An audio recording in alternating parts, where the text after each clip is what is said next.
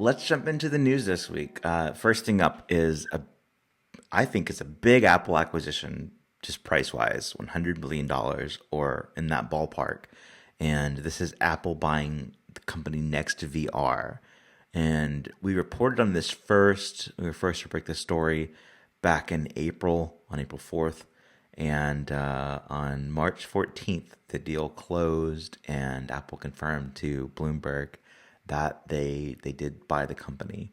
And NextVR is this company that is like if you have like Oculus or whatever type of VR headset, then you can stream live sports like the NBA. You can stream things like concerts, music events, performances. I think UFC fighting was one of the things. And on the day that the deal closed, the website was replaced with "We're going in a new direction." Thanks for being a customer, but it was like the service was gone, and this was a month and a half after our first report, and what I'd heard internally is that they were calling the acquiring company Atom, ATOM, and so. And it was that some people were going to Atom and some were not. And so the whole time it was sort of very secretive, but Apple finally confirmed the deal. And it's just money wise, it is a lot of money. I'm not sure So they did like virtual reality like sporting events. Is that? Yeah, and so it was VR, which is not. I mean, it was like wear a headset on your face kind of thing, and you can't see through. And like Apple's whole thing is about AR, and there's stuff we'll talk about with the glasses and AR later in the show. But it seems to be that they don't take very many people from NextVR. They do take some, founders and engineers, but they had a big layoff about a year and a half ago, when they were trying to find more investors. And I think it was their third round of investing, and they didn't find anyone to invest. Yeah, the company was not doing very well. Yeah. So they shed a lot of staff then. And then this started in April when Apple was in talks to buy them. So this was like when things were getting pretty final, actually. So a number of people won't go on to Apple, but some will, and those are like the founders and some of the key engineers. And it seems to be that like part of this has got to be about the virtual reality stuff, but that's mainly like you're streaming an event and you're making it like what is it, stereoscopic or however, and so you can see your face. But that's doesn't seem to be their key thing. It seems to be that they've got a whole portfolio of patents that could be relatable to AR, Sure. in the future. Or just, it also reminded me of like whenever Disney bought the company that MLB used for streaming baseball, and they used that as the back end for like Disney Plus, right? And so they've got experience streaming high volume, live events, which is different than what they do with Apple TV Plus. It's all on demand. And so maybe there's something in their portfolio of patents, mixed with the talent that makes this worth, around $100 million for Apple.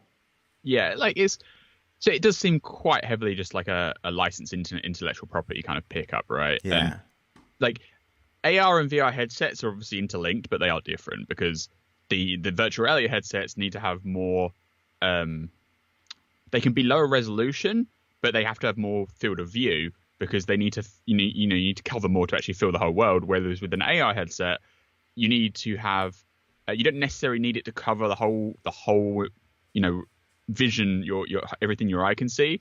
But as long as the stuff that is being overlaid is like in the front, 60% or whatever, that's good enough. But it needs to be higher resolution, higher frame rate, so that it actually blends in well with the real world, right? Because on like a virtual reality game, you can have, you can almost have a 2D or very blocky 3D game that's just in 3D in your head with a headset on it, and your brain can work with that. But if you put, a 3D, like an untextured block in an AR experience, it looks kind of stupid, because your brain immediately separates it from the real stuff and it doesn't blend in. That's why Apple does so much stuff with their AR kit stuff, where you have like the synthesized lighting, and like even when you put an object in the room from those things down on the websites, it's kind of guessing where the light sources are coming in and overlaying them on the objects to make it look like it's actually in the environment. And so it definitely seems like NextVR would have plenty of stuff that could apply to augmented reality, even though they are like primarily a full VR company. Plus, we don't actually know. Maybe Apple's looking at some kind of headset project in the future where,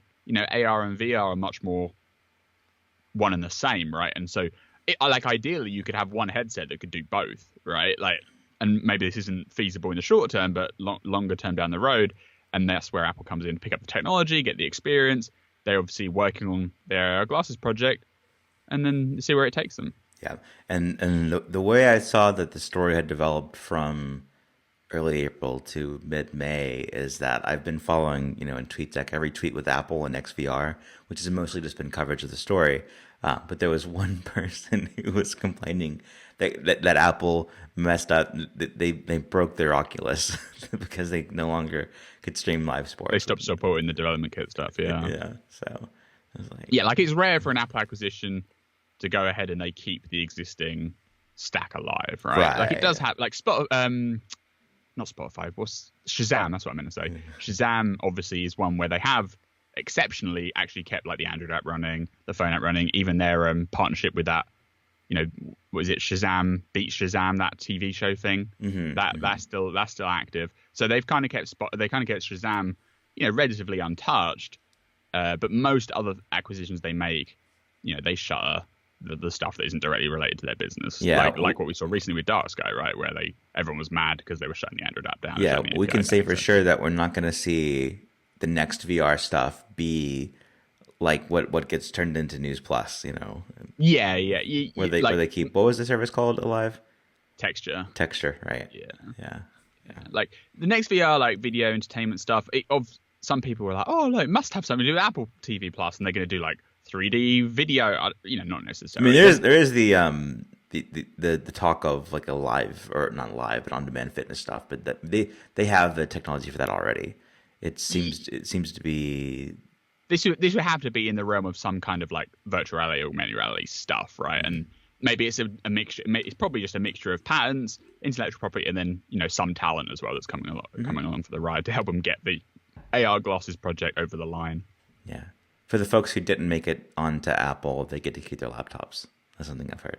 So. Well, what would you do? I don't know. I hope they're good laptops. Hopefully they're decent laptops. Yeah. But I mean, in reality, I think it was 40%. They get to keep their butterfly keyboards. So yeah. Thrilled. It was 40% of the staff who were caught in January 2019. So in reality, there's not a whole lot of people left. It was a 20-person company, I think. So, and I think the sale price, although it's like for $100 million, that's decent on the size of Apple's acquisitions, because even Apple's biggest ever acquisition was a $3 billion purchase of Beats Electronics and Beats Music, and then below that you've kind of got the $1 billion acquisition of the Intel modem business. That was quite recent, and then you've got the time that Apple was when Apple bought Next, right? Like they're going way back. But if you look beyond that, most acquisitions are not below $100 million. So this is sizable in terms of like Apple's acquisition budgets normally.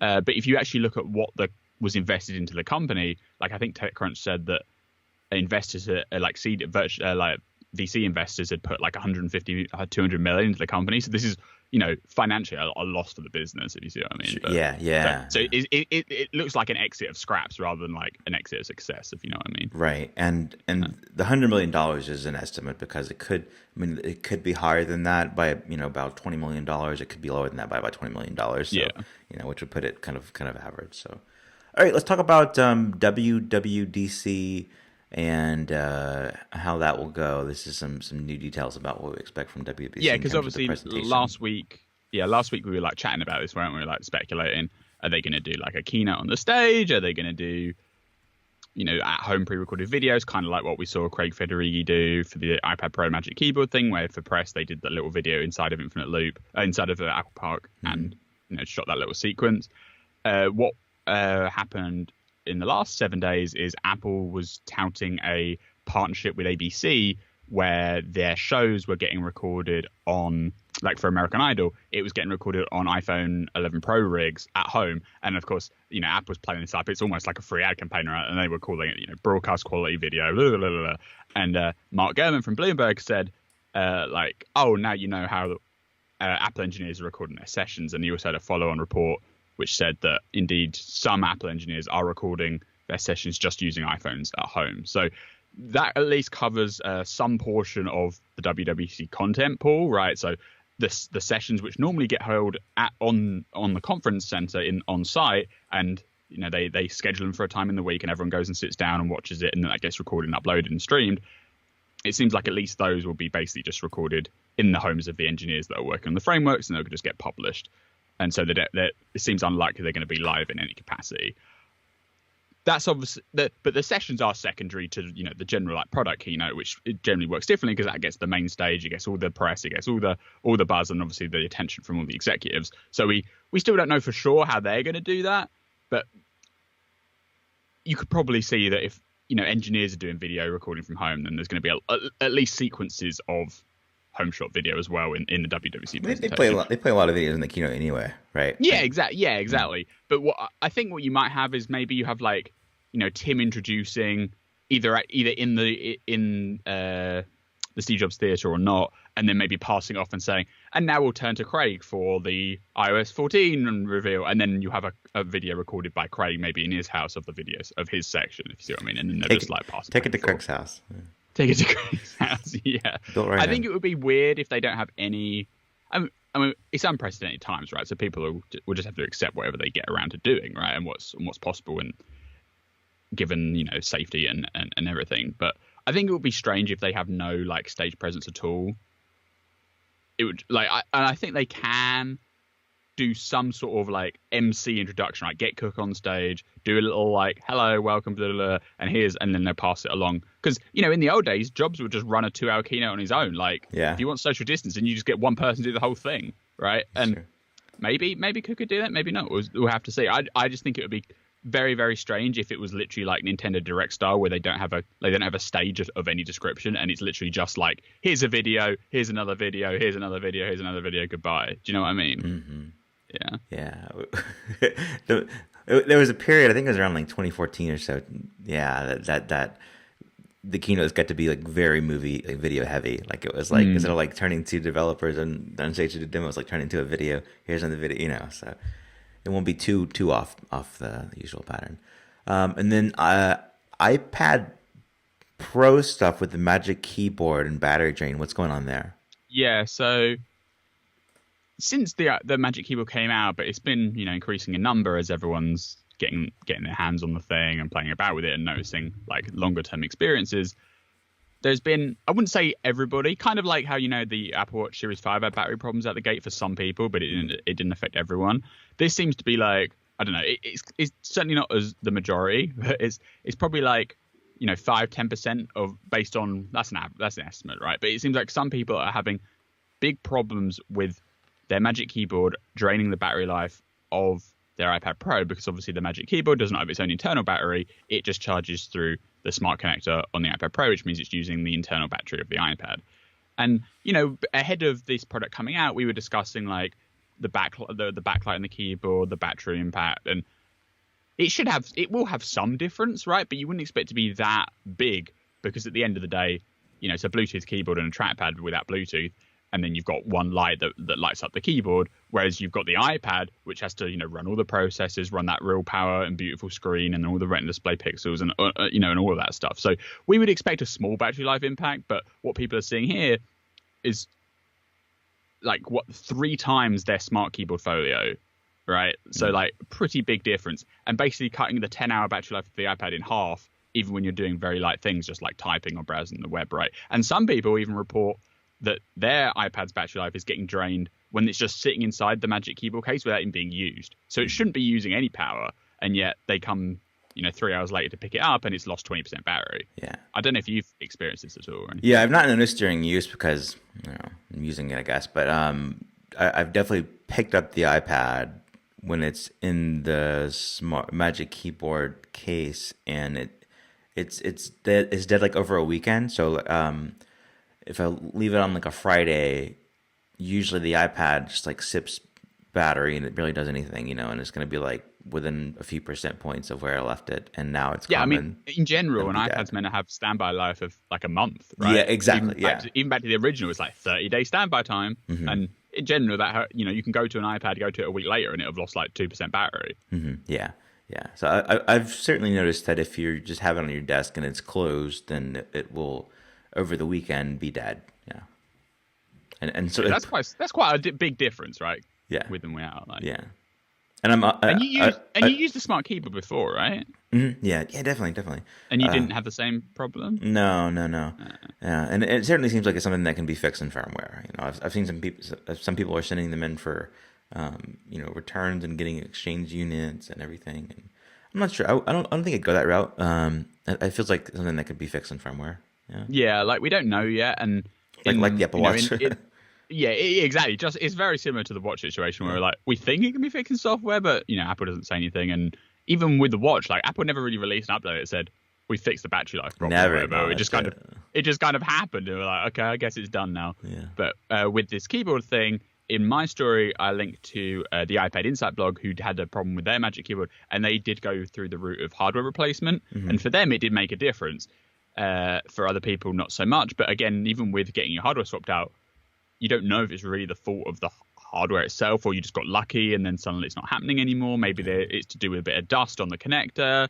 One problem when I tweeted about this that seemed to get like a lot of support is that just in general, the backlight of the keyboard is staying on for a long time after the iPad screen turns off. So even when the iPad's not in use, the backlight of the keyboard is just staying on for a long time, even when it's closed. And obviously that is going to use power up if you just leave it for a while. So that is one problem on its own, which again could be a mixture of hardware or software that would cause battery life impact on its own. But I think this is kind of like a combination of a few different factors that we haven't quite nailed down yet. And yes, the backlight should turn off when it's not in use, but there's also probably that doesn't fully explain it being dead in a weekend, if you know what I mean. Yeah, and I've reached the point with my my Magic Keyboard. I'll never get used to that because it makes no sense.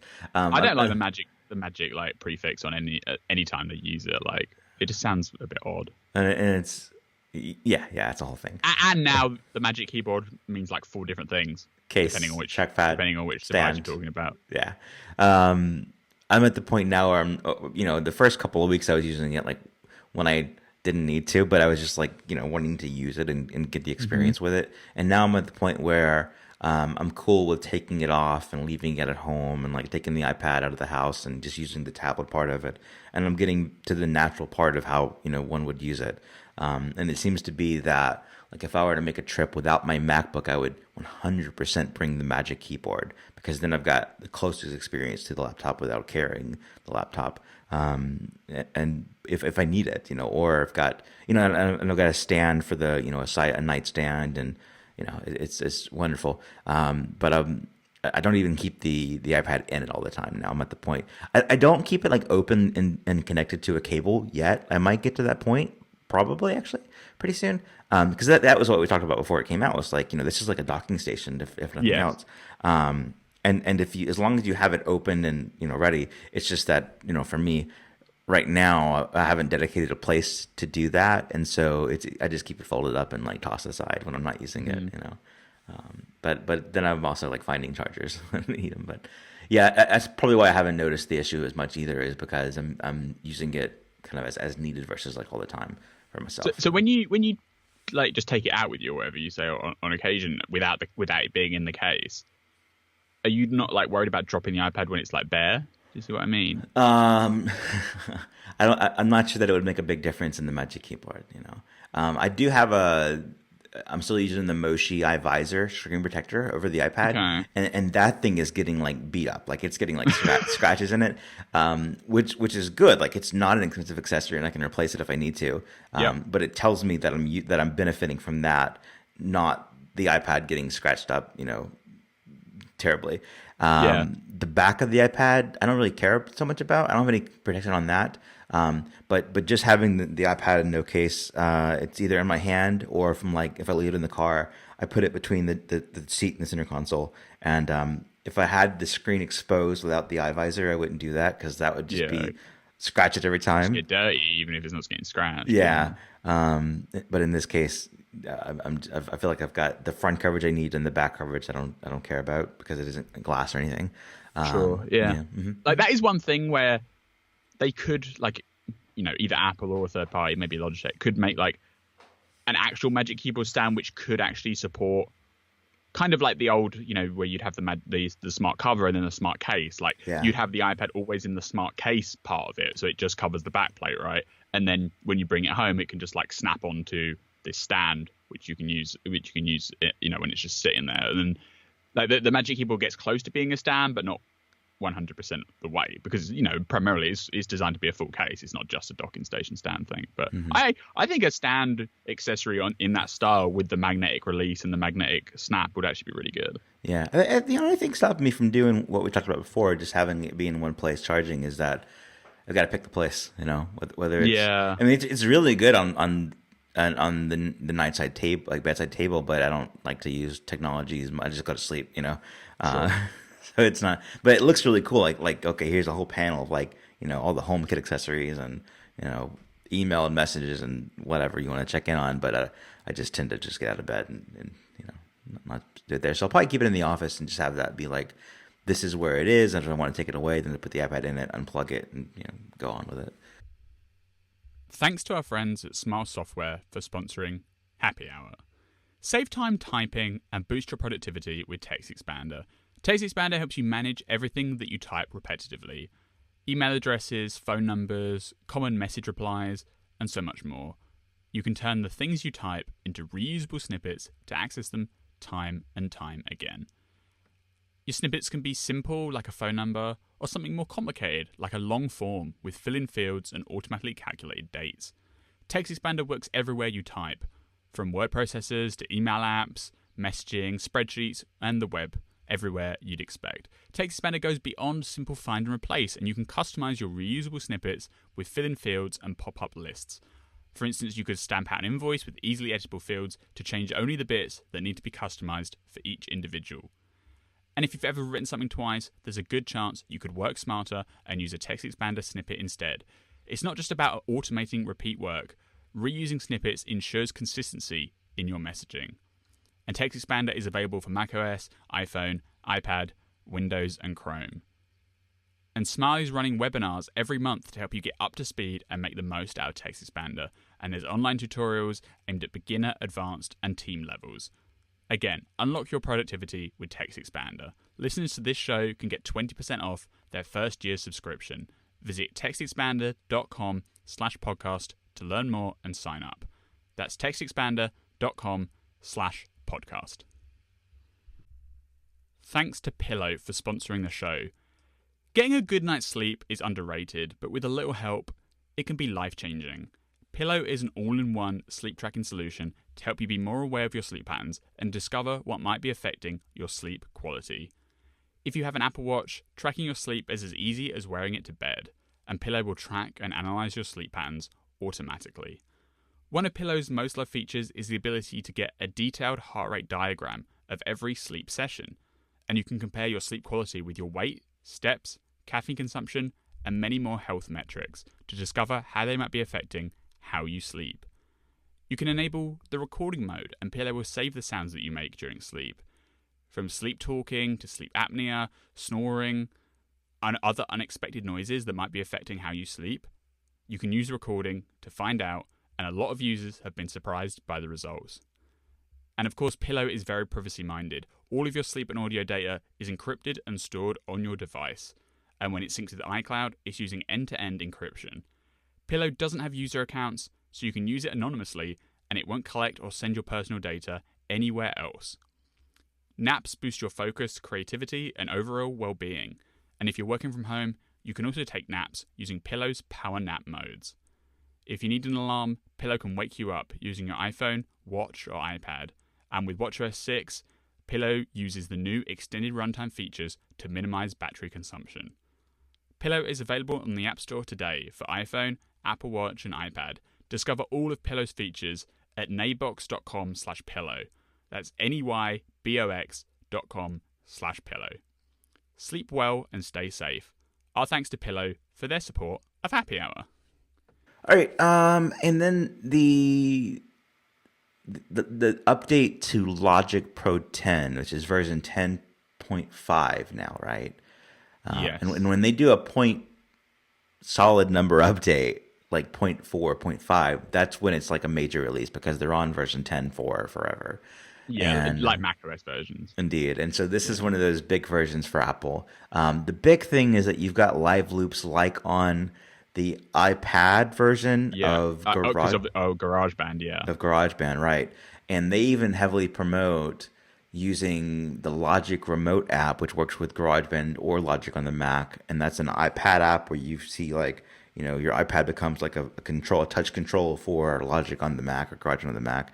And because the live loops as we know them on GarageBand for iOS, they're very touch interactive, so they say that's the best way to use them. There's also a bunch of stuff with electronic, it's all around like electronic music. And then there's some like super legacy stuff that's been updated for the first time in a decade or so. So it's a big update. Is there anything that stands out to you in the update besides all that stuff? Yeah, obviously, this is the thing that we spoke about probably about a month ago now, because it randomly, the screenshot of it randomly appeared on the MacBook website. Do you remember? Yes. Like there was just a picture of Logic with the live loops, and we're like, wait a second, the live loops are only in GarageBand, and now basically a month on, suddenly this update comes out. So that's answered that mystery. We'll have to wait and see whether there is a Logic for iPad in development of some description. Like, doesn't seem like it, but maybe. I mean, if, like the Logic Remote has some of the controls on there. Like, it wouldn't be too much of a stretch to just combine GarageBand and Logic Remote together, right? To have like a mini Logic, even. But that kind of is what GarageBand is now, I guess. If you see what I mean.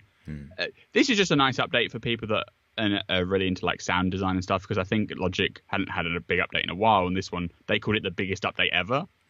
And one of the cool things just in it is if you're just looking for like inspiration, one of their like demo projects is the Billie Eilish song Ocean Eyes. Cool. So the producer of that song always uses Logic, and they gave him like this version in advance, and they were chatting about it, and they came to an arrangement where like the full production, so like the 200 track project of the original song is just now available. So if you have Logic, you can just go and see it and and learn from it and look at it and play around with it and mess about with it, which I thought was cool. Yeah, I did one of those today at Apple sessions back when Apple stores were open. More coming open now, but back when they were safely open, and it was a remix session on an iPad of a Taylor Swift song, and I had a blast with that. I mean, you just had like the stems from the song, and you could arrange them however and do whatever effects, and they encouraged you to do things that I didn't want to do, because like it was more like silly than professional. But I found like if I had access to those stems, on that touch interface, like it was really good. I was in the zone. I was also the only person doing it in a whole store in Texas. It was meant to be like over the microphone. It was awkward, but that's today at Apple. I found it to be very enjoyable. But that's cool. Another big Logic Pro update that is, again, free for existing customers, or $200 if you haven't bought it before. Yep. And they've got the 90-day free trial right now, which is different than usual. I guess usually it's either nothing or 30 days. I forget which. But yeah, I think they gave you 30-day trial. Yeah. So now you can get 3-month trial of, and that's Logic enough to Final Cut. Put together an EP. Like learn the ropes and release it. We use Logic for the podcast audio edit, and so I guess. But I don't think you're quite the target market for the step sequencer or the drum. I don't know. I did we'll see what comes out this week. No. All right, let's talk about HomePod stuff, right? This is what's going on with HomePod? Let's see. You mean the HeadPods? That's even better. HomePod's in your head. Yeah, man. Why not? Well, I mean, you spoke the other week about them rebranding the HomePod. I don't think they're quite going to rebrand it into their over-ear headphones. But, let's talk about HeadPod. HeadPods will not be the name, by the way, and it's like pretty solid that it's going to be AirPods modifier. Let's discuss that. Yeah, like John Prosser this week said, according to his sources, that it's going to be called AirPods Studio, which I think was a name that we raised at some point. Because I have no idea. Yeah. I can't remember. Well, I mean, they were a Beat Studio, right? Yeah. So I guess it follows the logic if you want to go along that way. And AirPods Studio sounds all right, and it does convey the fact that these are like over-ear headphones compared to Pro's taken. So yeah, Pro's already taken, and if they did want to rebrand the HomePod at the same time, like because you mentioned the problem before where like the normal HomePod is currently the big one. If they bring out the smaller one, you don't really want to call that a mini. Then they could have the HomePod just be rebranded the small one, and then have HomePod Studio, which is the ones we know today, the big standalone thing. Which makes sense. I think AirPods Studio is a fine name. We'll have to see if that plays out. The bigger news from this week is a report from our colleague Felipe Esposito, who was looking into the code, and he found some new features about the AirPods Studio that hadn't been previously reported. We discussed before how Bloomberg said they were going to be like interchangeable or modular, so you could have it either be made of leather or you could have like a more sporty plastic rubbery one. And we'd kind of all been assuming that one of the things that they would do to differentiate from the Beats line is to add the AirPods style like automatic pausing. So when you wear them and you take them off, it does that. And Felipe has found evidence of that.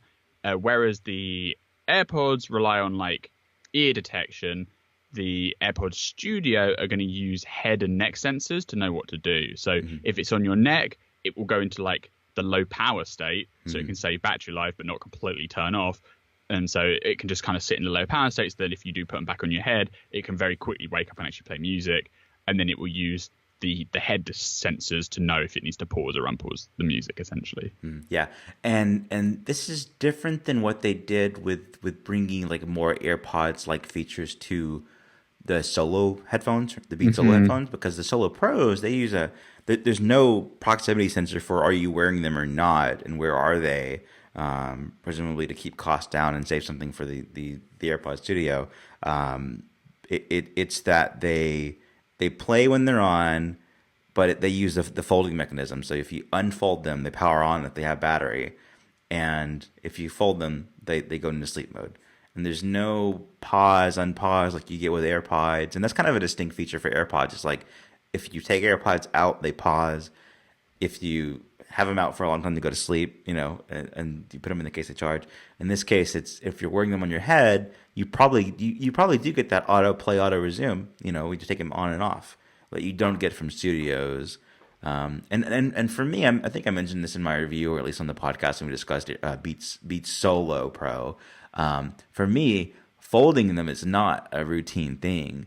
And for my daughter who uses them now, she never folds them. When I tell her like to turn them off and save your battery, fold them, and that's how you do it. And I think that's just not a thing that you always do with headphones. So I'll see. Yeah, like you fold them when you take them off and put them down. But if you're just if they're just around your neck, you just let them hang there, right? You don't going to fold them up really. I think folding is as rare as like putting them in their case and traveling with them. And in many cases, people don't even do that part. Like I don't have a habit of doing that either. I just like put them in the bag because they're sling them in there, pretty sturdy, these days.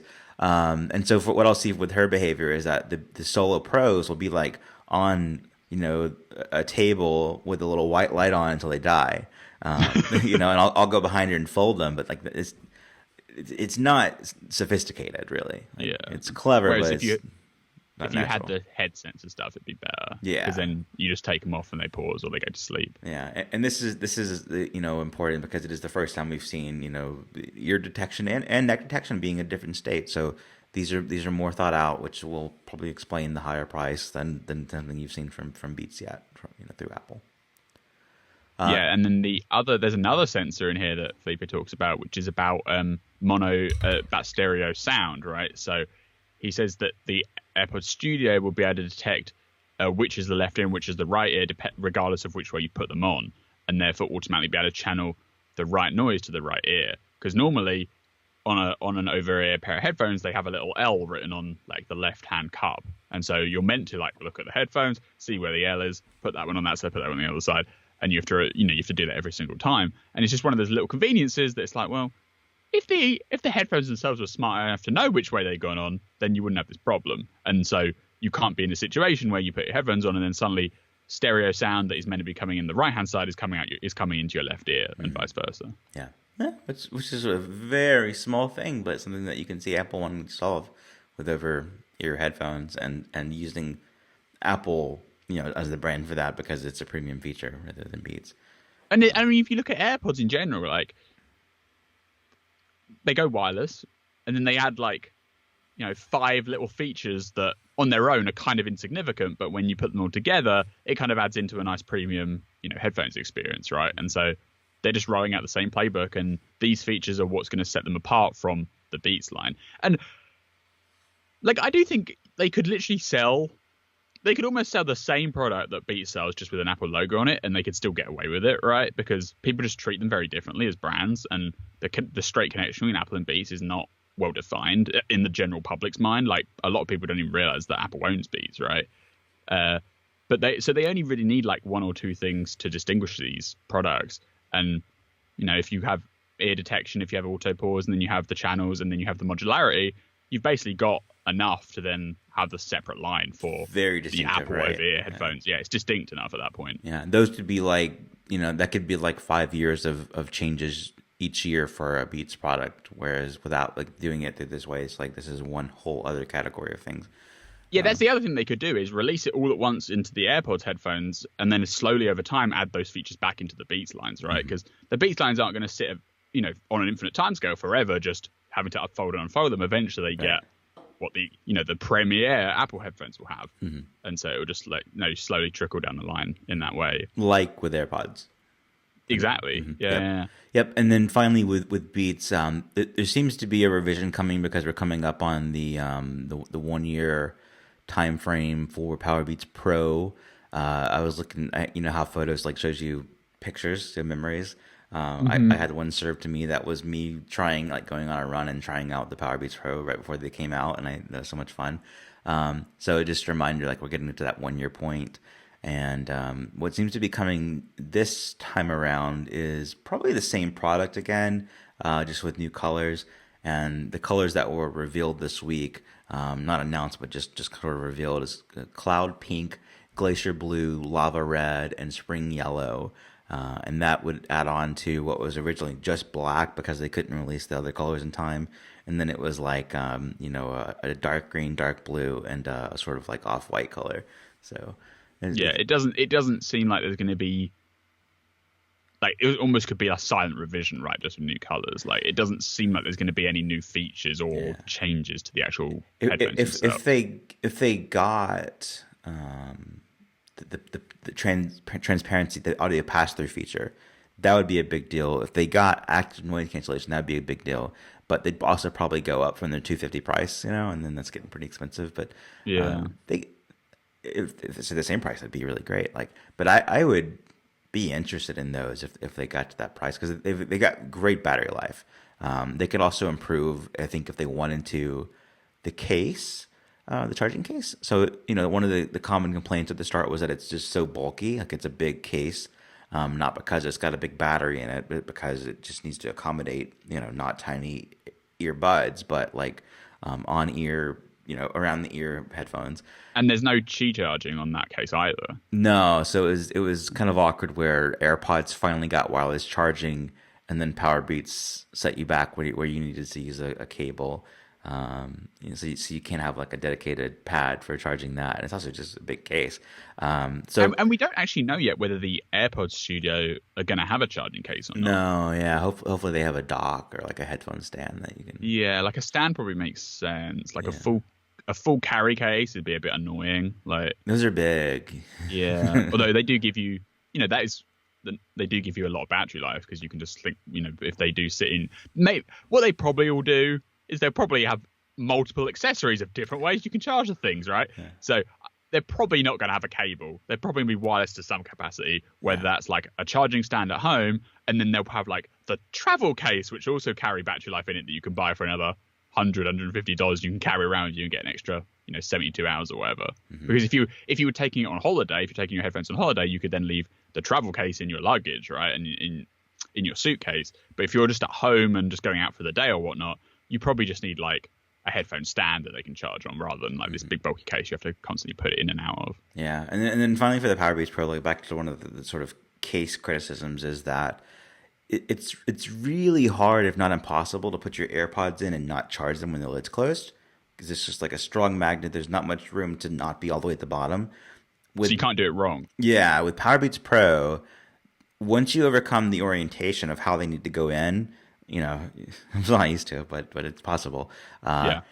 There's definitely a thing that I've seen multiple users, including myself, experience, which is that not even over time, just like sometimes you need to kind of snap them into place more. Like, you can put them in, but they won't be making contact. You need to like snap the magnetic charger. So they're like in the case, but they're not charging. Yeah, it is possible to do that, whereas other parts you can't. So That's awkward. Yeah, and I think we kind of saw like in FCC documents, like the shape of these things shown, and there's no change there. Yeah, it looks the same. The Yeah, name's not going to change. It's still going to be Powerbeats Pro. yeah. So. Even if we saw the case be identical, I'd be very curious to try these to see if there's a difference in how they attach. If it's just more secure. Like quality of life improvements, basically. Indeed, yeah.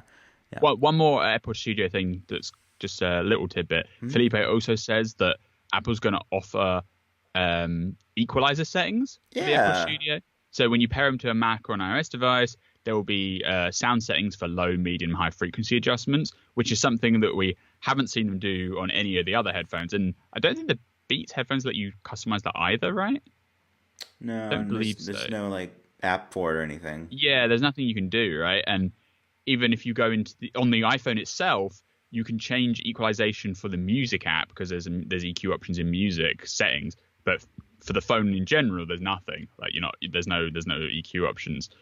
So this would be a pretty big departure for them, and kind of plays into the idea that these AirPods Studio are going to be pretty like premium professional, right? So adding EQ options distances them from the normal AirPods lineup.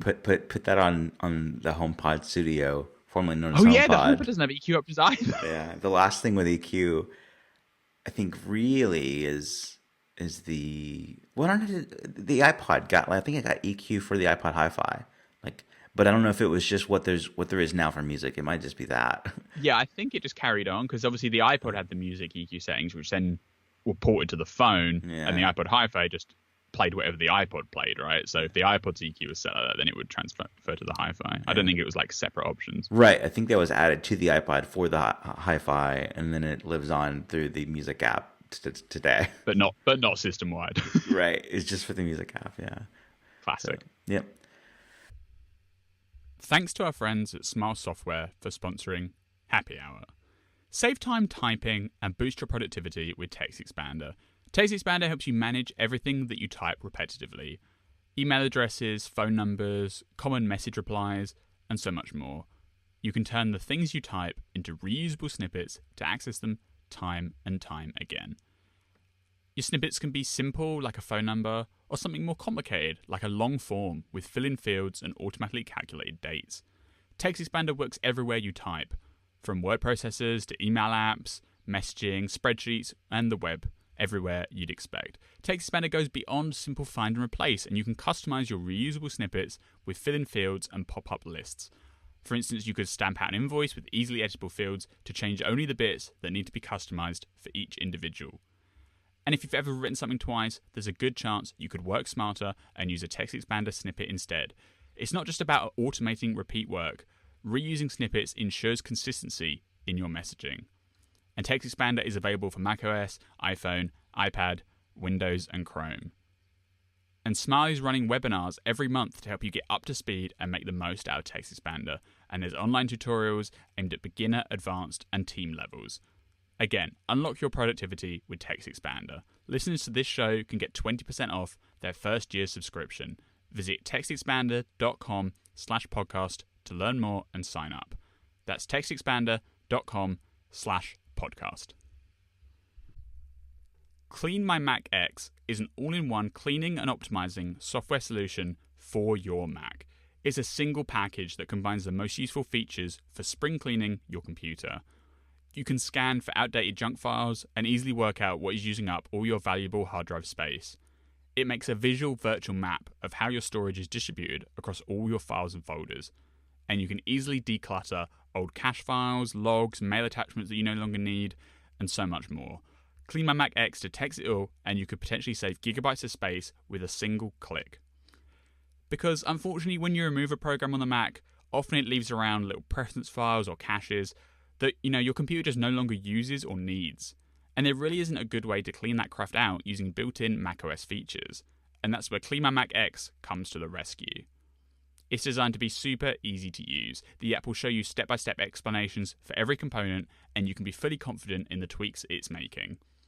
It also features a beautiful system report menu, a dashboard of stats like free space, CPU load, used RAM, and other essentials. It can offer a sneak peek at the state of your entire system.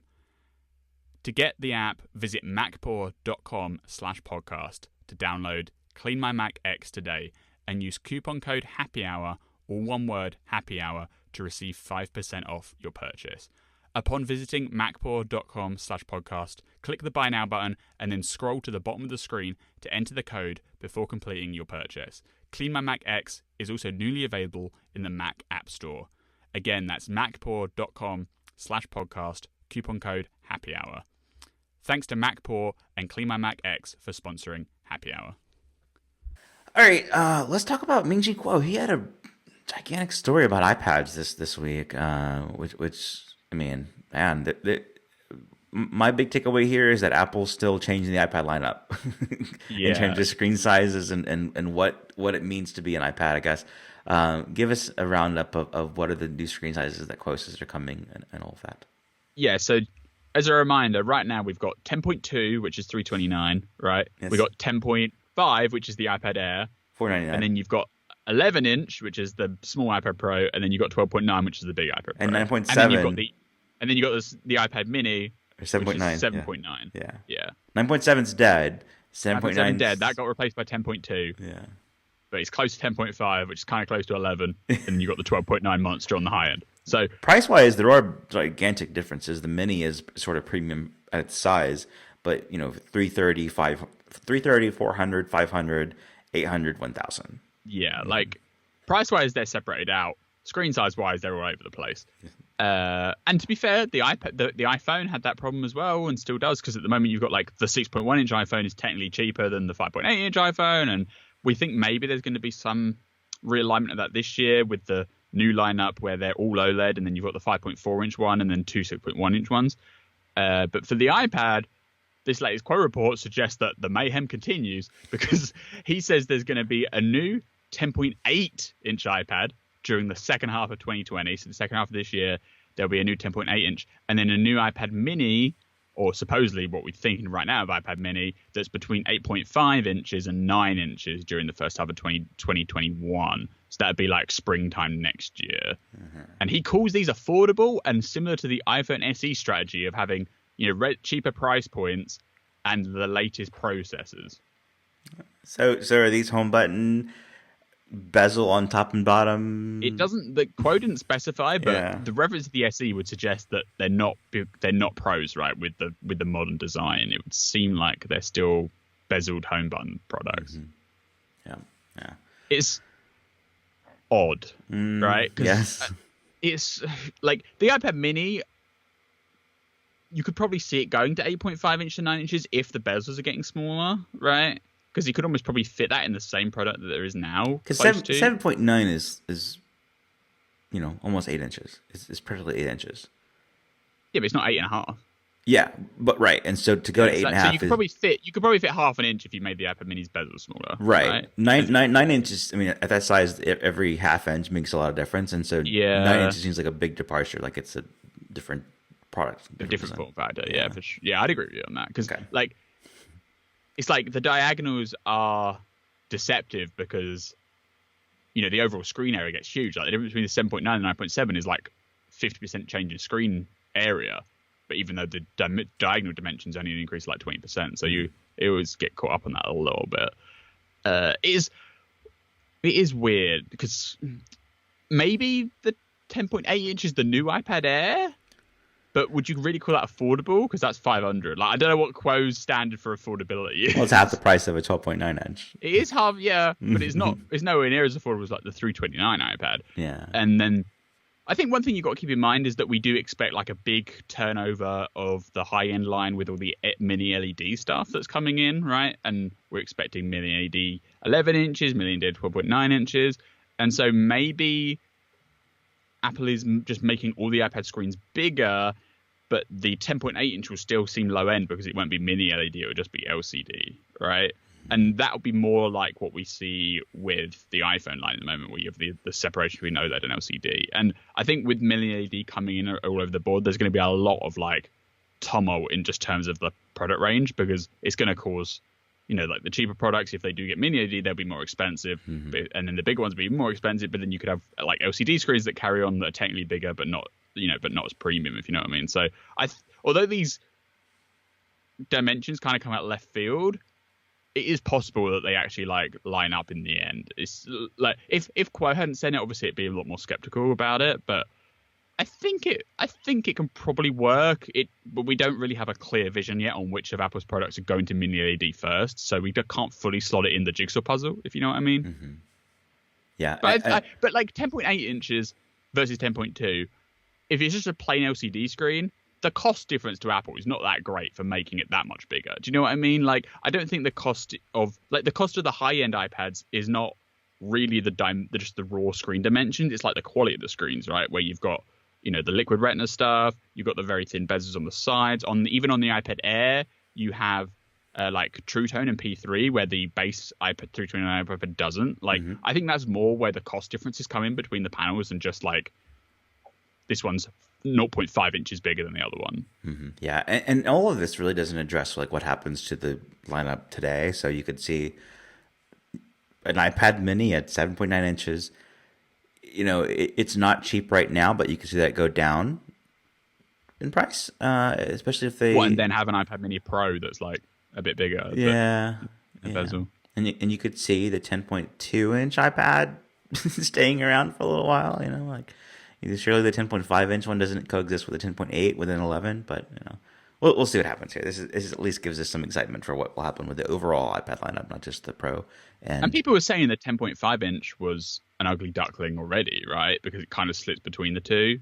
So if they could get rid of the 10.5 inch and just have the 10.8, maybe that would sort people out. Like if they introduced the iPad Air last year and then realized that it wasn't actually a big seller because most people were either buying the Pros or they were buying the cheap ones, then it could possibly be sensible for them to just get rid of it and just only offer, you know, like a $350 iPad, which is 10.8 inches, slightly bigger. Yeah, you know what I mean? The 10.5 inch iPad Air, which is effectively the body of the 10.5 inch iPad Pro, right? So from 2017, yeah, right. I've never owned one or purchased one for somebody, but it's in the idea of it's so nice because it's $500. It's the price of an iPad from day one. No cheaper, no more expensive. You know, and it works with the smart keyboard and the Apple Pencil. It's just that if I'm buying somebody an iPad, I'm probably going to go for the 329 one. You know, you get the vast majority of the same things just for $150 less. Do you know what I mean? Yeah, it's hard. That's why it's kind of like stuck out in a weird angle. Mm-hmm. Yeah, it's so nice in theory, but in practice, I'm not sure where it belongs. And how? I guess I don't know. It's kind of like the 12-inch MacBook in a way. Like, you know, we've definitely heard that as they rev the MacBook Air, the sales interest in the 12-inch went way down, right? Because it just kind of got squeezed out. Yeah. And maybe they're seeing the same effect with the iPad Air as well. Yeah, I'll always argue on that if they just kept updating the 12-inch because it was unfair. Never. Yeah, they did. Yeah, they did stack the deck against it. Yes. That is also true. Yep. And then Apple glasses, right? Like this is still happening. Yeah. So at the very end of this Quo report, because you know these classic industry reports, he was talking about glass manufacturing and lamination, and so that's how they tied iPad with glasses. Because he was talking about the lamination of mini LED displays, LCD displays, and at the end he said that the advanced manufacturing processes for the upcoming Apple glasses will also be made by GIS, which is the lamination for the iPad Pro, same manufacturer as the iPad Pros. And Quo says to not expect Apple glasses to launch until 2022 at the earliest. So that's at least 2 years away. Mark your calendars, but not in permanent marker because it will go back probably too. Previously, Quo had said that Apple would launch an AR headset in collaboration with a third-party brand in the summer of 2020. So we're almost there. Like he hasn't repeated that, or so maybe he's just like faded away from that. But I still think that could actually happen. Like, and it just depends what the nature of the collaboration is, right? Like a third-party company like HTC could release an MFI headset that works with the iPhone and maybe for gaming, maybe some Apple Arcade games. But the thing that we're all thinking of when we think Apple glasses is the like, you know, Apple AR headset experience, like the modern version of Google Glass, where you can just walk around with this thing in your face and it like projects stuff onto the world. And that still seems like something that they're definitely working on. And obviously they acquired NextVR, like we talked about at the start of the show. But the current state of the art of technology still seems not ready enough for them to actually bring a viable product to market that isn't, gigantic and also has long enough battery life to actually be useful for, meaningful periods of the day. Mm-hmm. So 2022, not ridiculous, I'd say. 2020s. Maybe even later. 2020s in this decade. Unless it will not go like with a car. With a car was just, I think we're done with that now. The car's even more on like. I think what happened with the car is that Apple wanted to make a car, and then like Johnny Ive's team kind of got carried away, and so they started designing all of this hardware, all of this like cool little how the handles work, how the steering wheel would look, how the doors would open, and then someone was like, wait, do we actually know we can actually do this car autonomously yet or not? And then they like sent this crack team off, and then it came back and it's like, yeah, this autonomous driving part of the equation, that's going to take a decade to work out, it's not in the foreseeable future. So all this hardware development and design, let's just put that on hold for now and we'll come back to it eventually. And so that's where I think the state of the car project is, because obviously they're still working on the autonomous driving algorithms and the sensing, but I don't think they're working on the hardware side at all at the moment. They're just, R&D on autonomous driving. And then so eventually, maybe a decade away or 5 to 10 years at least, when a car can reasonably drive on its own for, at least in a city, right? Like, I don't think it has to be to the point where the car can drive anywhere in the world freely on its own, but you need it to be able to do like an inner city unattended, right? So you could, for Apple to really have something like compelling to sell, because, even the state of the art of like autopilot and Tesla today, you still have to be, you can't, it is not advanced enough that legally they still have to tell you to be alert to the road and you have to have your hands on the steering wheel the whole time, right? Like, yeah. And that's all right, and that's fine. It's a nice little bonus for electric cars. But if Apple's really getting to this space, I think they want to be at the point where they can literally tell someone, get in this car and you don't have to drive, and it will drive itself. And that goal is still many years away. Mm-hmm. Yep. All right. Apple News audio article. So this is funny because you heard something in this field, let's say earlier this year, right? Yeah, about March time. Okay. Yeah, and now there's a new report out that kind of goes on what you were hearing, and the idea is that it's probably part of the News Plus product, right? Like, it's not Apple News for free where it's aggregated and everything, but it's when you pay, what do you get for the product when you pay for it? And it seems to be that part of that solution would be, spoken audio versions of what you'd see in a magazine or read in a newspaper. But if you prefer audio, then this is what you'll get. And then it won't just be like me or you reading it. It'll be recognizable voices. Yeah. So what I heard in March was that Apple was talking with Apple News Plus partners for because obviously around March time was when they were doing the renewals for their deals, right? Because they were on 1-year deals, and Apple News launched last March, so it was all coming up to the 1-year renewal period. And as part of the negotiations on continuing the program, Apple was bringing forward what it wants to do to expand the platform. So one of the things they were talking about was this audio articles thing, and that's both in terms of agreeing the new financial deals and also just in terms of keeping the publishers on the platform, because obviously some publishers have been unhappy with the success of News Plus or the lack of success of it. So by Apple kind of like hanging these morsels of new features on the horizon, they're like, stay around, we're going to drive more engagement by doing this and this. And one of these things is audio articles. And what I'd heard is basically Apple was saying, give us the permission to record, to get actors and famous names to record articles from the News Plus magazines, and we'll offer audio versions of the stories as well. And what DigiDay reports in this story is that originally Apple just wanted like unlimited unilateral rights to basically make audio of anything it wanted.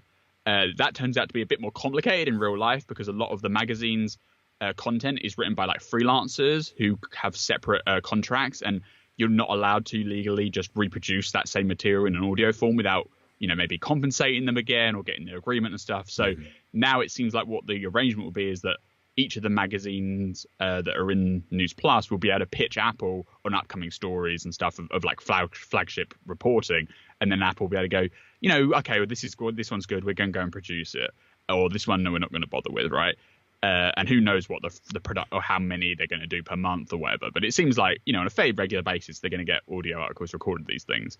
And they're going to get, famous names that you would have heard of. It's not going to be like, some anonymous voiceover artist, right, who would do a perfectly good job of reading the story out, but part of the appeal is getting the celebrity backing to, like, enunciate it. Kind of like audiobooks, right? And people love audiobooks that are either written by the author or they're written by they're voiced by a big celebrity, rather than just like an audiobook voiced by someone they've never heard of. Like, that's just the reality, right? Like, it's not like a car ad where you just have this voice that you're not meant to know who's speaking over the top of it. Like, people want to hear and have a connection to the person. And so that seems what they're driving towards. And Apple will be handling all of the production and the production costs. So it won't be on the publishers to actually, like, Apple's not telling these magazine publishers to stay in News Plus. You've got to go and now find all these actors to record your stories. It's just like, you tell us which stories you think are good and we'll go get them recorded for you. So they're taking on the production burden and the organization and the cost of actually getting everything recorded. And then it will appear in News Plus somehow, presumably alongside with the original stories, and then maybe there'll be a separate feed as well where you can just get like the audio update and just tune into it. This isn't in the reporting, but I'd be surprised if there wasn't some kind of like Apple Podcast integration here. So you'd like open the podcast app, and one of the things you can subscribe to is the Apple News update or something, and then it will combine all of the recorded audio snippets and all the audio articles into one feed that you can listen to on your commute or whatever. Yeah. And if they do that, that also gives them an opportunity to put a subscribe to News Plus button inside of the podcast app, which I'm sure they can't wait to do because they want to, they want to monetize the application. And I'm sure at some point they will start doing premium podcasts on their own as well. But this is a way to give podcasts more content, exclusive content from Apple, and also promote Apple News Plus in general, which it could need. Yeah, there was a lot of talk and preparation about podcasts having some original content from Apple, like you see from Spotify, from Audible, from different podcast providers, and so that seems to be still coming in the future. Maybe this year, maybe next year, but that would fit in nicely. As someone who really enjoys listening to a podcast after reading all week, this is compelling. This is like a reason to pay for News Plus, because it's not just the same content in a different format that's in some ways inferior, because it's frustrating to navigate more than a magazine or just like, I don't know, the website, but to have this be exclusive, like you can only get this high production celebrity sort of endorsed by the reading version of a story, then it's like, okay, that's a different product that didn't exist before in this way, this conveniently, and then you've also got whatever, everything else that exists with News Plus. But News Plus right now, I mean, the pricing is so uncomparable compared to like what you get with Arcade or TV Plus, $10 instead of $5. It's the same price as all of Apple Music. It's tough for what it is right now. And especially if like something that you like one magazine you want to read that publishes every 2 months, and it's $20 for that issue. This would be compelling. My big takeaway is that is additive and not just a different way of presenting the same information. Mm-hmm. Although it is a different way of presenting the same information, it's just. Yeah, I might as well reel off what else I heard from this same source that I couldn't confirm, which is why we never covered it originally. As well as the audio article stuff, Apple's also promising publishers new feeds and different layouts and different presentations of their articles to hopefully give the stories more exposure. What I'd heard is that while most of the magazine companies are not very happy with the amount of, because obviously in News Plus land, the amount of readership converts to the amount of money they make, because they take that $9.99, 50% of it stays with Apple, and then the other 50% is shared amongst all the magazines based on which ones are being read, like based on time spent with those brands, essentially. And what I've heard, at least from this person, which may have a biased view of the matter, I should say that, because it's only from one place, he was basically saying that the publishers of magazines are unhappy with monetization and they're not getting enough interest, but the newspapers, like the Wall Street Journal, for instance, they were actually quite pleased with the income they were getting from News Plus, because actually Apple's doing a good job of promoting all the newspapers in the News app. And so they're getting the vast majority of taps, which then means they're getting the vast majority of the money at the end of the day, right? So the biggest share of that 50% slice is going towards the newspapers. And so the newspapers are relatively happy at the moment with how the service is going. But, the 300 other magazines in there are not getting an eye in. So they're basically making no money out of it, which explains some of the conflicting views we keep hearing from different reports. What about, some people saying, oh, this is going fine, other people saying it's horrendous. Like this Digiday report says that monetization has been quote unquote horrendous. And so I think it's like a mixture and a combination. And Apple's trying to kind of levy out the balance a bit with these upcoming updates.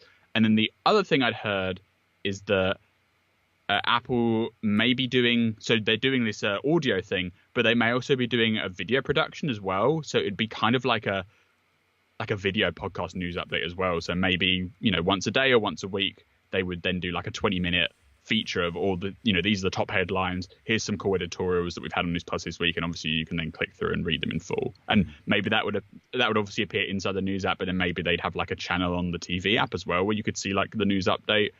Those plans seem further off. The audio article stuff I'd probably expect to be announced with iOS 14, so we should see that next month. Turns out audio is easier than video, and even if it's the same thing. Someone tipped us a few weeks ago, I think, that there were new newspapers. Yeah, like the Houston Chronicle joined. Yeah, Houston Chronicle, San Francisco Chronicle, and San Antonio Express News were the three new papers. So, and because there are so few newspapers, it was what LA Times and Wall Street Journal at first. And so adding in the US at least, and so adding and then when they added the UK, they added the Telegraph. Yeah, and so adding 3 in the US, in different areas is notable, especially if that's what's performing well as newspapers. Although maybe by adding more newspapers, the Journal will be less happy because they're not going to capture all of the newspaper interest. You see what I mean? Then it's going to start being diluted. True, that's true. I think that's a problem just in general with the Apple News strategy, is that it's going to be most of that $5 money is going to be captured by very few publications, and the rest are going to be like fighting over scraps. Mm-hmm. And so there may be some, like, part of the renegotiations in March are about maybe there can be different terms on who's getting paid in what way. You know what I mean? But I don't know how those talks are going.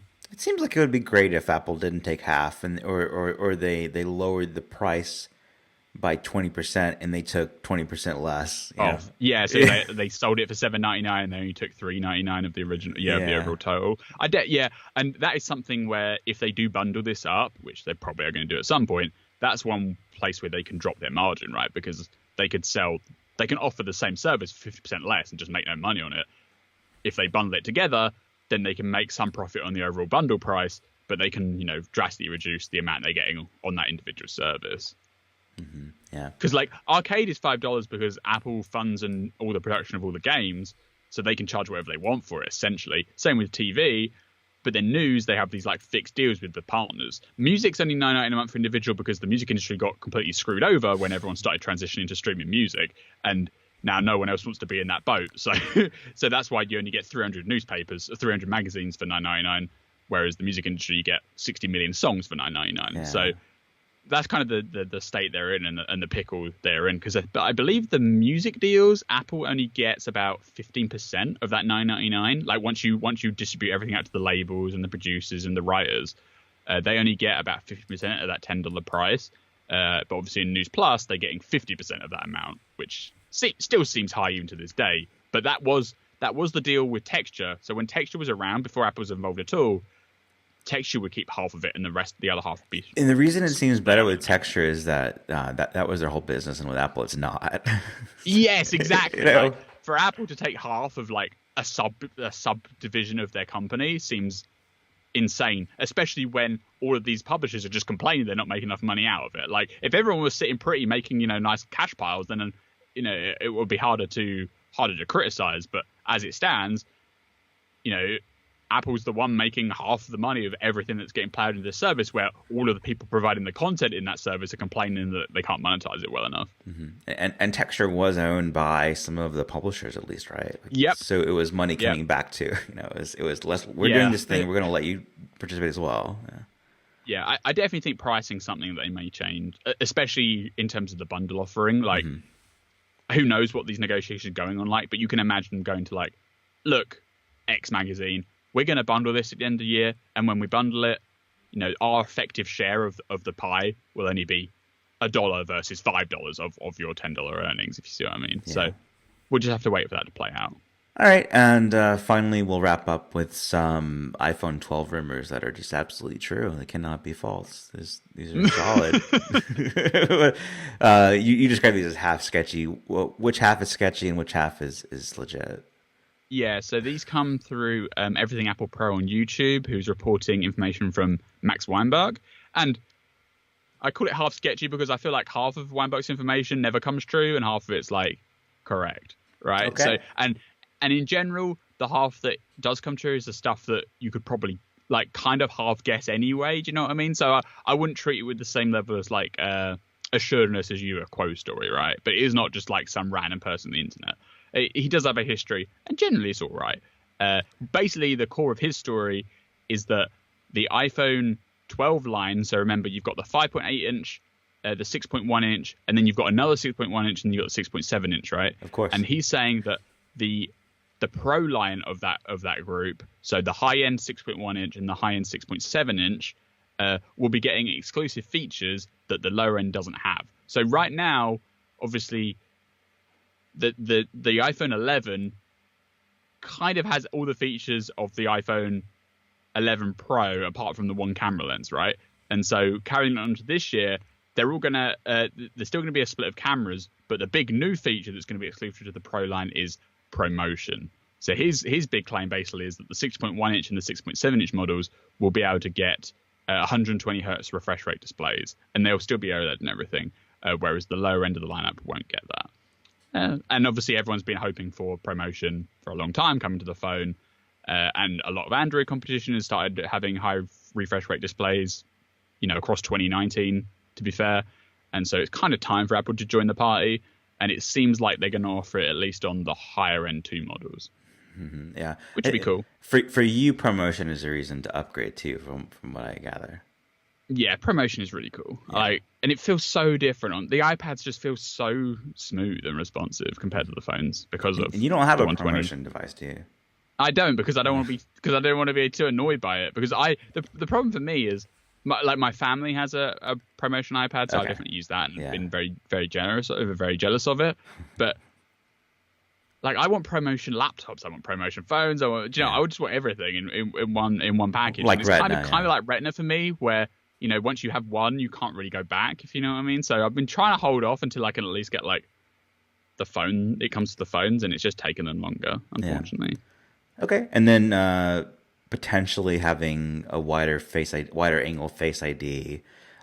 Yeah, and he described it as just not a big change, but no. So you still wouldn't be able to go 90 degrees and be directly top down, but it would be wider than what it is today. Yeah, and then and finally, quite interestingly, the zoom lens, so the telephoto lens, is apparently getting upgraded to 3x versus 2x. That really interests me. I love that.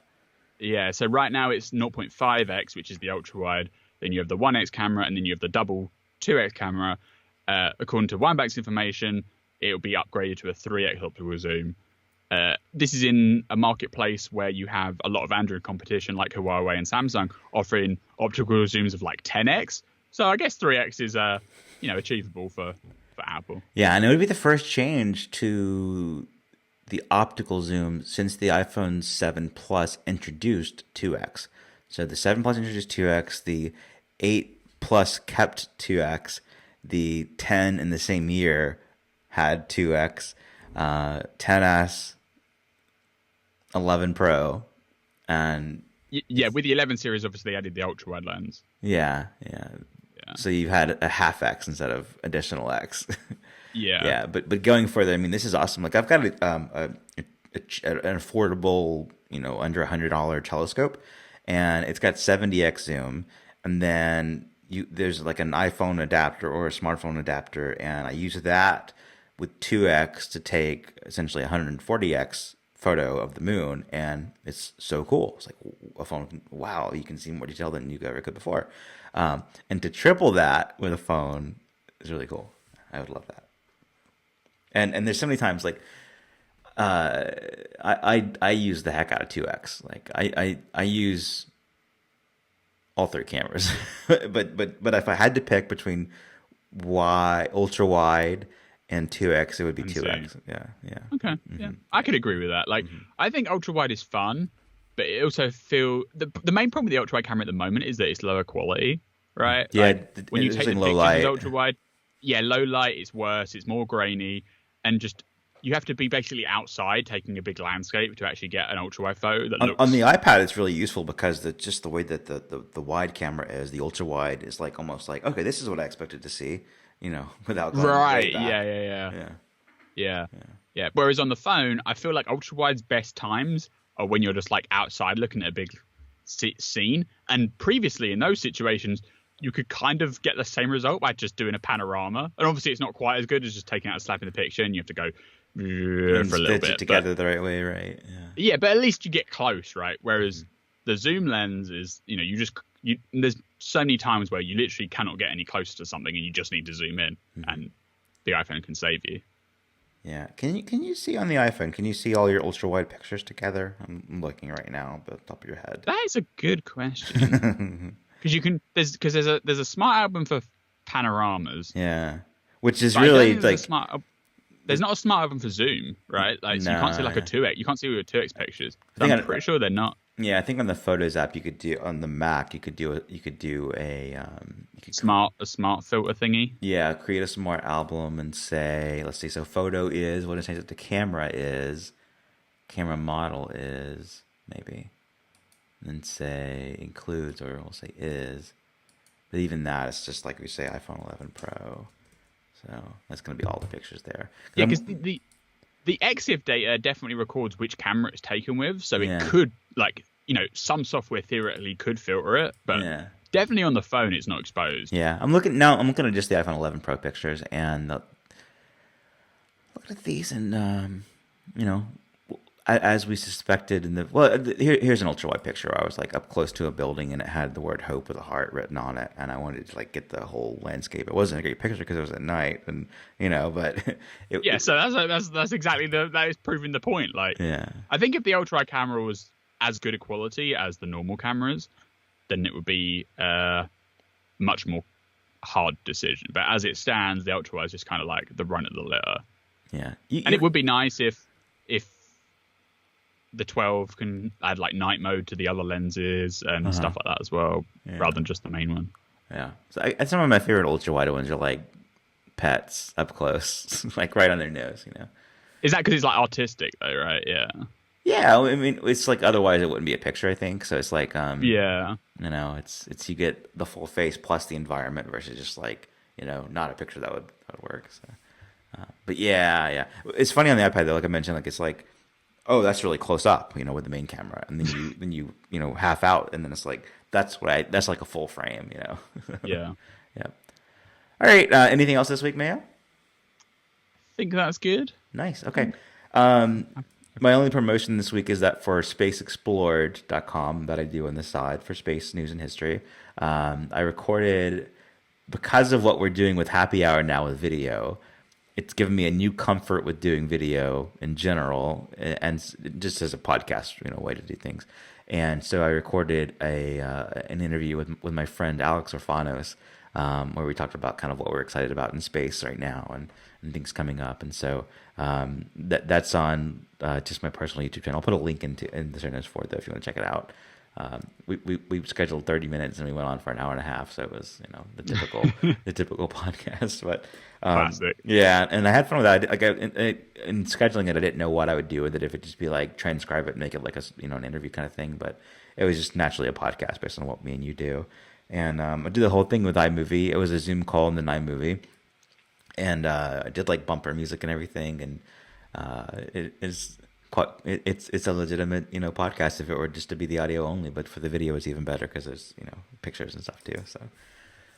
All right, you can follow me on Twitter and Instagram at Apollo Zach Benjamin. You're on Twitter at BZAMAO. And if you have any feedback for the show, you can email us together at happyhour@9to5mac.com. If you haven't seen the video version of Happy Hour and you want to check it out, that's on 9to5mac.com/YouTube or youtube.com/9to5mac. I think both of those will work. We'll take you there. And we post that usually a little bit after the audio goes out. So, check for that over the weekend. And we will be back next week. Bye, everybody. Bye-bye. For more news, be sure to follow us on Twitter and Instagram, and be sure to subscribe to the various 9to5Mac podcasts for even more coverage. Check the links down below in the description to subscribe today.